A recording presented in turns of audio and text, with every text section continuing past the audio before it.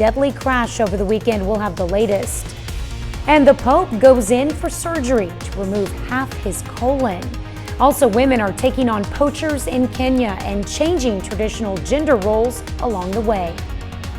The 4 states' most watched news starts now. One man is dead and another in custody following a crash in Duquesne over the weekend. This is KOAM News at Noon. I'm Tanya Bach. Topping our first 7 minutes, a police pursuit leads to a deadly crash early Saturday morning. Captain Trevor Duncan with the Joplin Police says his officers were called just before 8:30 to the 800 block of South Rex for a vehicle blocking a driveway, and that the driver of that vehicle may be passed out. Officers approached the driver and began a DUI investigation. The driver then fled the scene and headed east on 7th Street.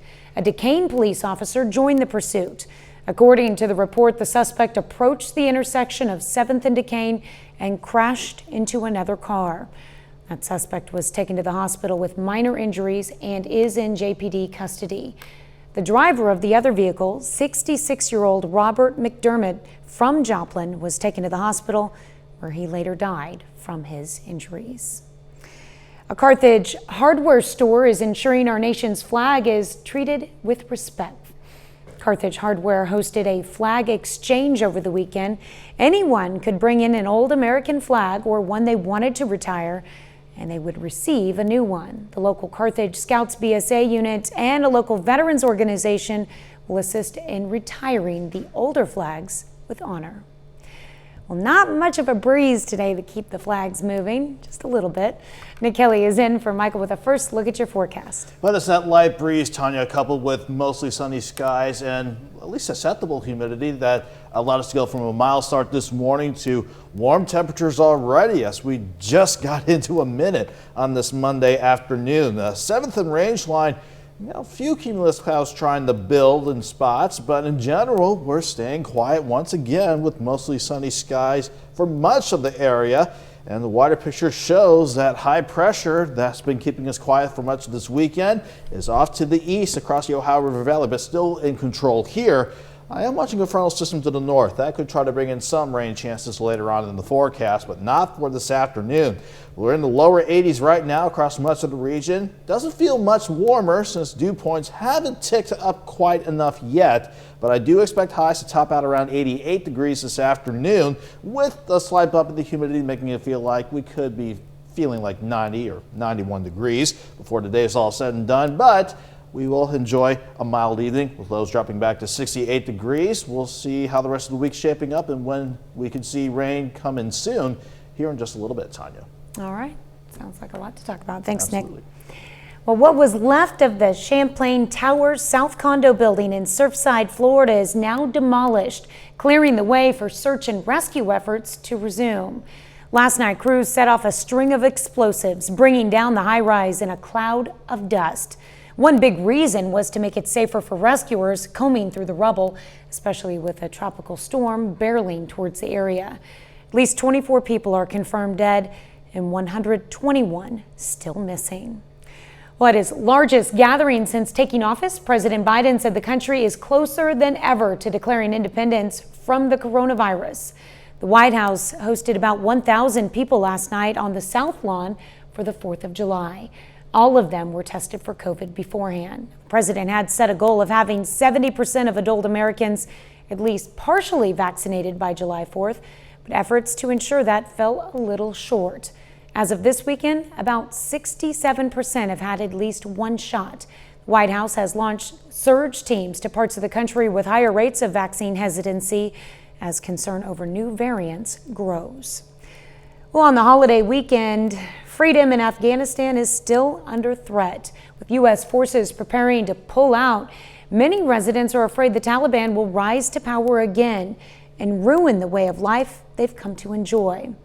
The Taliban outlawed dozens of activities, including education for girls, playing music, wearing makeup, and shaving beards. Taliban now controls more territory than any time since the invasion. And a U.S. intelligence report warns Kabul could fall within 6 months after U.S. forces pull out. Pope Francis is doing well after undergoing scheduled intestinal surgery yesterday to remove half of his colon. The 84-year-old pontiff is expected to remain hospitalized for about a week. Vatican spokesman says the Pope is in good condition and alert. That's a look at today's top stories and weather in our first 7 minutes.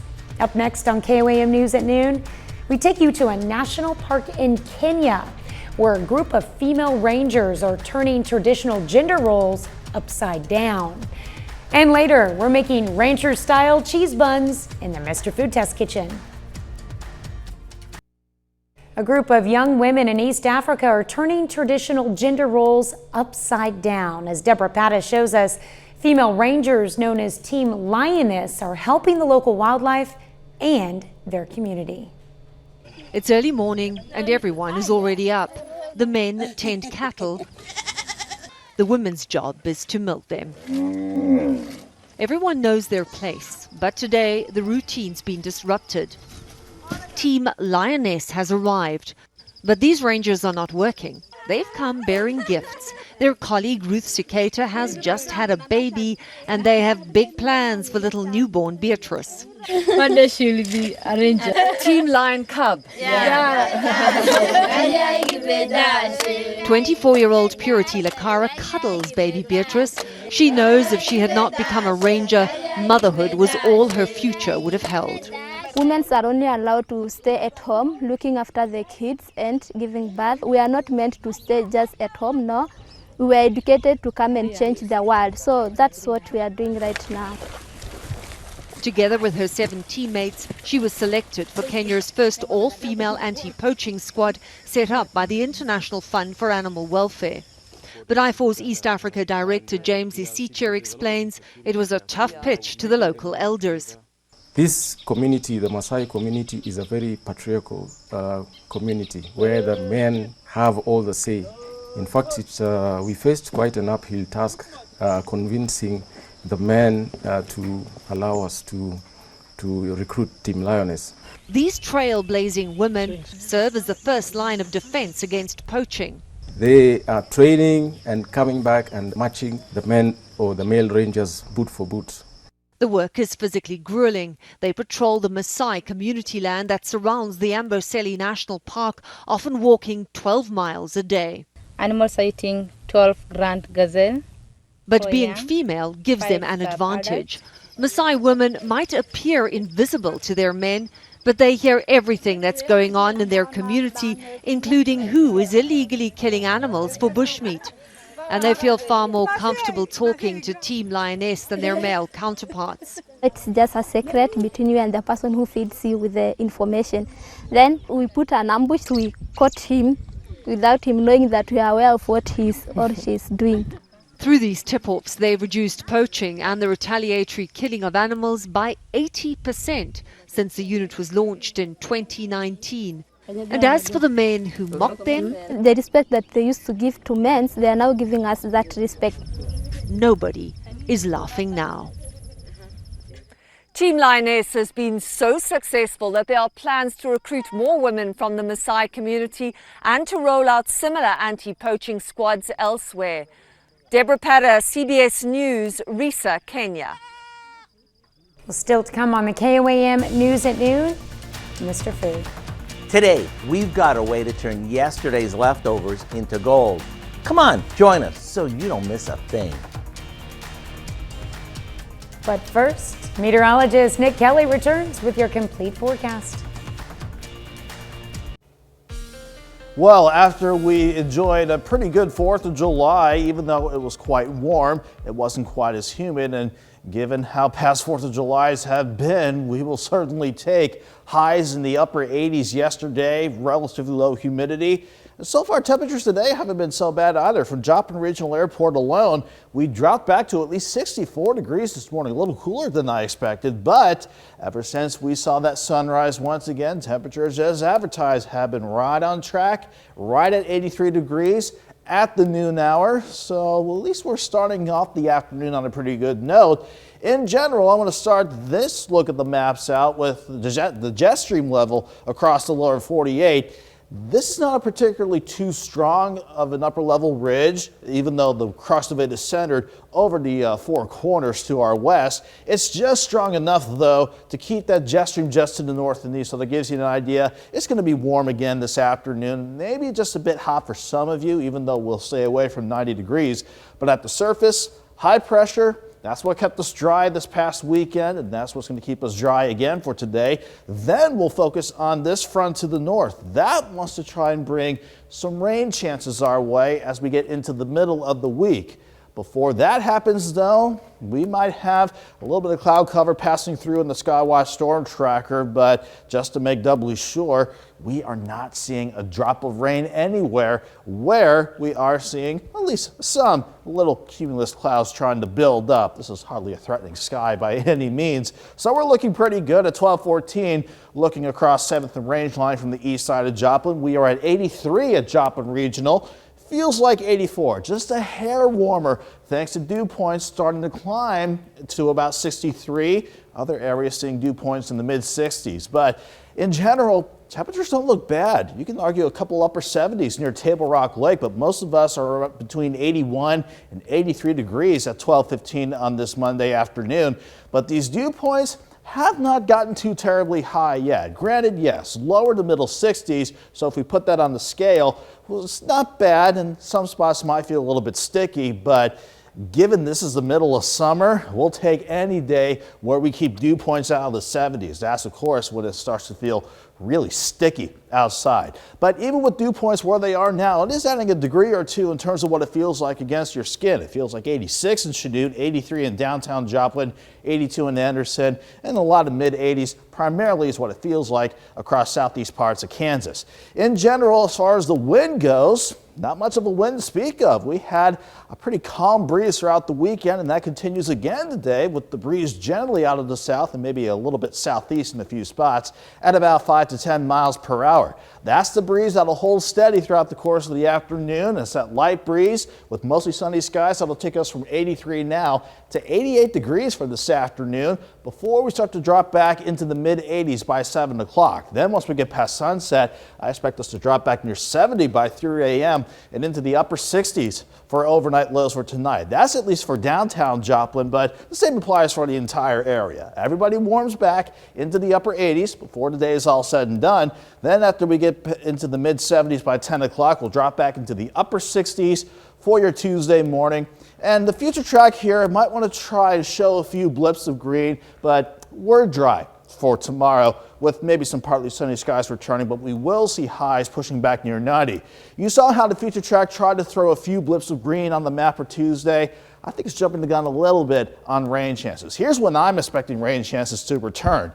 Remember that front to the north? We'll have to wait for an upper low to come out of Canada. That's when it's going to bring a chance for some scattered storms on Wednesday and maybe a random storm or two on Thursday. Then as we go toward Friday, that system temporarily lifts back to the north, but then a stronger wave pushes that front back in with better rain chances for Saturday and Sunday. And you can see what that does as an end result with temperatures on the 7-day forecast. 88 tomorrow, 90 on Tuesday, 88 for Wednesday, and then we'll have to turn back near 90 for Friday, Tanya. But once we see those better rain chances come in Saturday and Sunday, we'll be talking about highs in the lower 80s for Saturday and Sunday. Nice. I know. The numbers like these are hard to come by for July, so anytime in July we get highs in the 80s, we will take it. But in the meantime, tomorrow it's going to get pretty hot, and it's already feeling kind of muggy out there today. Yeah, but then again, it could be a lot worse given where we've been in July's past. That's true. That's true. Just be safe, stay hydrated, you'll be fine. Absolutely. All right, thanks. Thanks, Nick. We take this time to honor today's four-state hero, Johnny Crow in the U.S. Army. Soldier from Joplin, Missouri, joined the 8th Battery, 1st Brigade, 101st Airborne Unit in 1966. He earned a number of honors while serving in Vietnam, among them the Sharpshooter Badge and the Vietnam Campaign Medal with 2 Bronze Stars. To Private First Class Johnny Crow, we thank you, our four-state hero.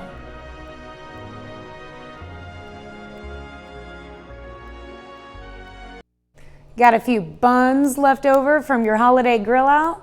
Usually happens. Today, Howard shows us the perfect side dish to keep them from going to waste. We're making rancher-style cheese buns in the Mr. Food Test Kitchen. I hope you had a great 4th. If you're like me, you'll probably have a bunch of leftovers to eat up over the next few days. You know, when I saw how many hamburger and hot dog buns I had left, I knew I needed to come up with a way to use them. So let me show you what we did. The first thing we do is combine some softened cream cheese with a bit of mayo, dry ranch dressing mix, and some shredded cheddar cheese. We give this a stir, and once it comes together, we spread it over some hot dog or hamburger buns that we split in half. You want to make sure you're generous with this so every bite is nice and cheesy. Right before you're ready to serve them, place them in the oven and bake them until the cheese mixture is all melty and the edges of the buns begin to brown. What a great way to turn leftover buns into something that everyone will be asking for seconds or even thirds of. These are so good, you'll probably be adding hamburger and hot dog buns to your grocery list all year long. To get the recipe for our rancher-style cheese buns, simply visit our website.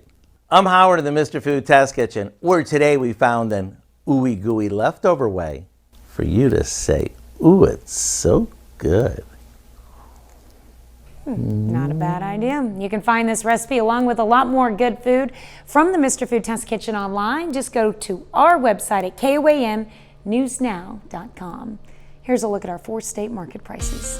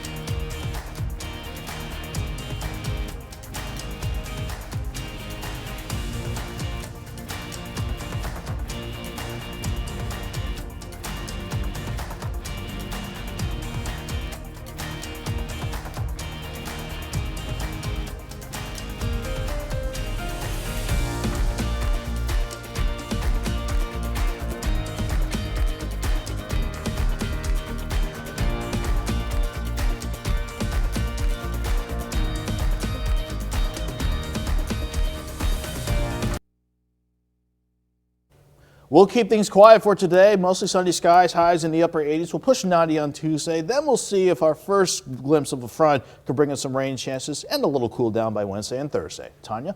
All right, what do we have coming up tonight at 5? Well, mosquitoes, they're more than a nuisance, and some people are more prone to getting bit than others. In Health Watch, we're going to look at the science behind mosquito bites. Plus, fireworks tents from across the 4 states pack up for 2021. We're going to talk with Watered Gardens about their fundraiser to sell fireworks and how this year compared to others.